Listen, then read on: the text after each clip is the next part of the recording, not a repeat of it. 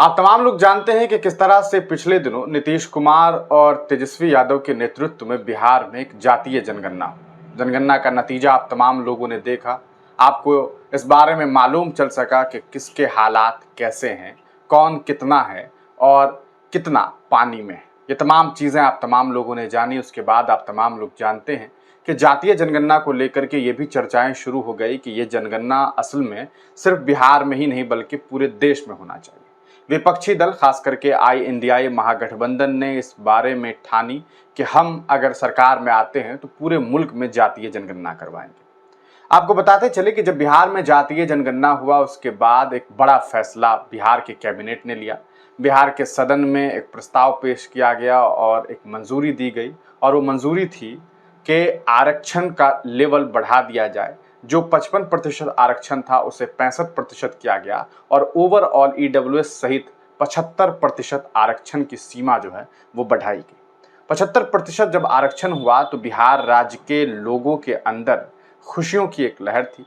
लेकिन नतीजा क्या हुआ आप तमाम लोगों ने देखा। इस पूरे मामले को लेकर के विपक्ष के जो लोग थे यानी कि जो आरक्षण विरोधी थे वो पहुंच गए हाई कोर्ट ने ये फैसला दिया कि ऐसा है कि इस पर रोक लगाई जाए।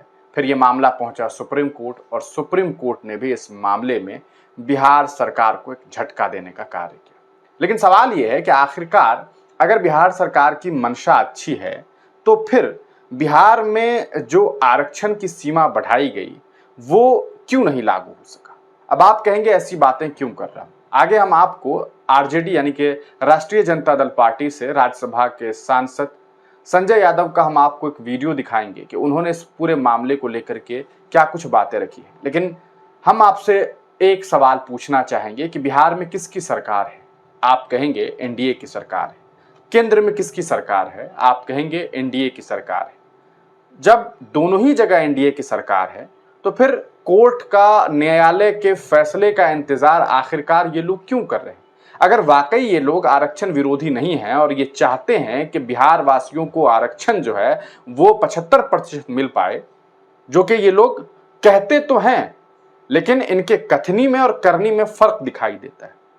सवाल यह है कि जब केंद्र में भी ये हैं, राज्य में भी सरकार इनकी है, तो फिर आरक्षण की सीमा जो बढ़ाई गई उसे 9वीं अनुसूची में क्यों नहीं शामिल की जा रही है। ये सबसे बड़ा सवाल है। अगर 9वीं अनुसूची में शामिल कर दिया जाए, अरे कोर्ट में आप गए हैं, आप कोर्ट से मामलात को विड्रॉ कर लीजिए, आप एक स्पेशल सत्र रखिए, आप एक स्पेशल कहा जा सकता है मीटिंग रखिए और उसके जरिए जो है आप सदन के अंदर ये पास करवा लीजिए, मंजूरी करवा लीजिए कि हम जो है आरक्षण की सीमा बढ़ा रहे हैं और आरक्षण की सीमा हमारी जो है वो 65% प्लस 10% EWS 75% रहेगी। और उसको लेकर के आप एक स्पेशल जो है वो मीटिंग करिए और उस मीटिंग के जरिए प्रधानमंत्री नरेंद्र मोदी के साथ, जैसे पूर्व में आप जानते हैं कि किस तरह से तेजस्वी यादव, नीतीश कुमार ने बाजाबता इस पूरे मामले को लेकर के प्रधानमंत्री जी को जो है तमाम सूचनाएं दी थी, एक मीटिंग हुआ था बिहार को लेकर के। उसी तरह जातीय जनगणना के वक्त में उसी तरह एक मीटिंग करिए प्रधानमंत्री जी के साथ और उनसे कहिए कि सर ऐसा है कि आप तो केंद्र में हैं, आपकी सरकार है, दोनों जगह आप हैं, फिर क्या दिक्कत है,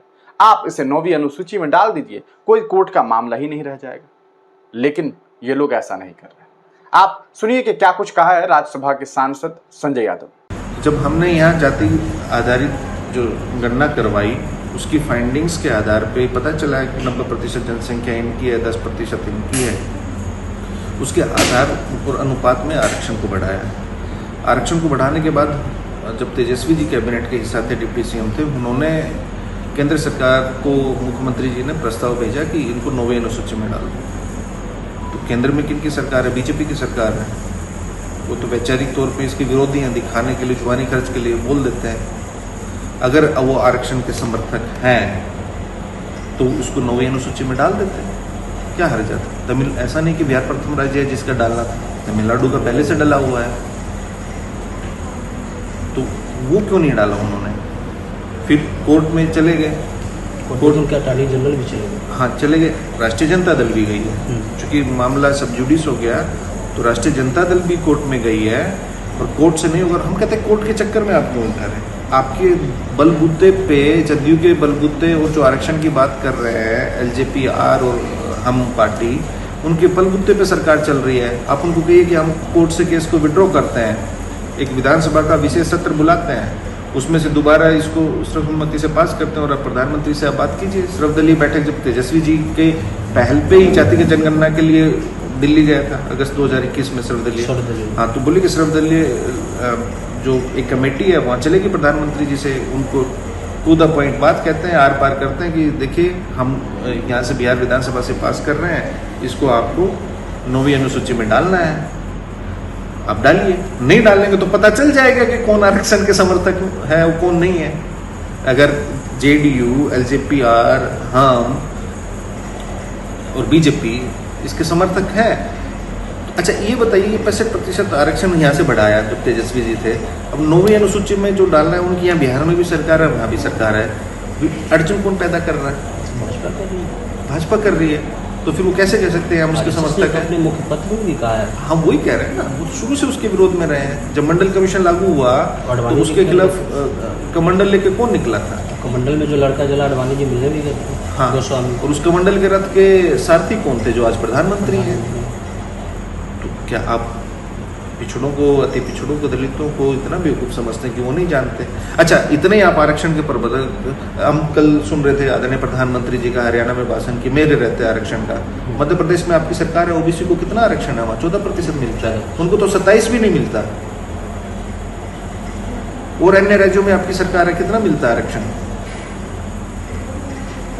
हरियाणा में आपकी सरकार ने, इसी बीजेपी सरकार ने क्रीमी लेयर की सीमा ओबीसी के लिए 8 लाख होती है सालाना, उन्होंने घटा के 6 लाख कर दी थी। अब चुनाव आया है, ओबीसी संगठन जागरूक हुए तो उन्होंने फिर किया है। तो वही कह रहे हैं, इनका हर बात पे दोहरी रवैया होता है, दोहरा चरित्र रहता है। तो आजकल सूचना को आप बांध नहीं सकते कहीं तक, सब लोग जागरूक है, सब जानता है। आपको डालना है, आपको करना है, तो आप ही अटकाए हुए हैं। हम तो मांग उठा रहे हैं और हम कह रहे हैं आपको, हमारी पार्टी इनको इतना मजबूर करेगी कि इनको 9वीं अनुसूची में भी डालना पड़ेगा, देश भर में जातिगत जनगणना भी करानी पड़ेगी। तो आपने देखा कि किस तरह से सीधे तौर पर संजय यादव ने ये बात कही है कि ऐसा है कि केंद्र जो है, हम केंद्र को एक प्रस्ताव भेजते हैं कि आप जो है वो 9वीं अनुसूची में डाल दीजिए, तो केंद्र चाहे तो ये काम कर सकती है, लेकिन केंद्र ऐसा नहीं कर रही है। अब आप कहेंगे कि ऐसा कैसे हो सकता है, लेकिन ऐसा है। प्रधानमंत्री जी बातें जो करते हैं वो अलग बात है। बिहार में उनके जो साथी जो दल हैं एनडीए के, चाहे वो जनता दल यूनाइटेड हो, चाहे वो चिराग पासवान के एलजेपी हो, चाहे वो मांझी जी की हम पार्टी हो, ये तमाम लोग बातें तो कुछ और कर रहे हैं। ये लोग कह रहे हैं हाँ भैया आरक्षण होना चाहिए, लेकिन काम क्या कर रहे हैं? क्यों नहीं प्रधानमंत्री जी के साथ मुलाकात करते? क्यों नहीं स्पेशल मीटिंग करते हैं? क्यों मीटिंग नहीं कर पा रहे हैं? क्यों सर्वदलीय बैठक करके इस पर फैसला नहीं ले पा रहे हैं कि ऐसा साहब के हमें न्यायालय की जरूरत नहीं है इस पूरे मामले पर, हम तो खुद से ये फैसला ले सकते हैं, हमारे पास अपना सदन है, हमारा अपना स्पेशल सत्र हो सकता है, उसके जरिए हम पास करेंगे और पास करके हम 9वीं अनुसूची में डाल देंगे। लेकिन नहीं। अब आपने सुना है किस तरह से संजय यादव ने बताया कि अगर वाकई ये लोग आरक्षण प्रेमी होते तो मध्य प्रदेश में तो इनकी सरकार, वहां ओबीसी को महज 14% आरक्षण ये लोग दे रहे हैं, 27% भी नहीं दे पा रहे। इसके अलावा आपको उन्होंने एक एग्जाम्पल दिया हरियाणा का, कि हरियाणा में किस तरह से पिछले दिनों जब आरक्षण की सीमा की बात हुई तो क्रीमी लेयर वालों को इन्होंने क्या किया, इन्होंने 6 लाख कर दिया 8 लाख की जगह। लेकिन चूंकि चुनाव का वक्त आ गया है तो दबाव में फिर इन लोगों ने सीमा बढ़ाई, 8 लाख कर दी। तो ये जो राजनीति ये लोग कर रहे हैं आरक्षण के ऊपर, अगर ये लोग वाकई बिहार की भलाई चाहते हैं, अगर ये लोग वाकई समाज की भलाई चाहते हैं, अगर वाकई ये लोग ओबीसी समाज, दलित समाज, वंचित समाज की भलाई चाहते हैं, तो फिर क्यों नहीं 9वीं अनुसूची में डाल रहे हैं? ये एक बड़ा सवाल है। आप तमाम लोग इस पूरे मामला को किस तरह से देखते हैं? आपको इसके पीछे की क्या वजह लगती है? क्या आपको लगता है कि प्रधानमंत्री नरेंद्र मोदी और उनकी सरकार की जो नीति है, उनकी जो कहा जा सकता है उनकी जो कथनी है और जो करनी है, उसमें एक बड़ा फर्क है? अपनी राय कमेंट सेक्शन में जरूर दीजिएगा, इस वीडियो को जरूर शेयर कर दीजिएगा। आप तमाम लोगों का वीडियो देखने के लिए बहुत बहुत शुक्रिया।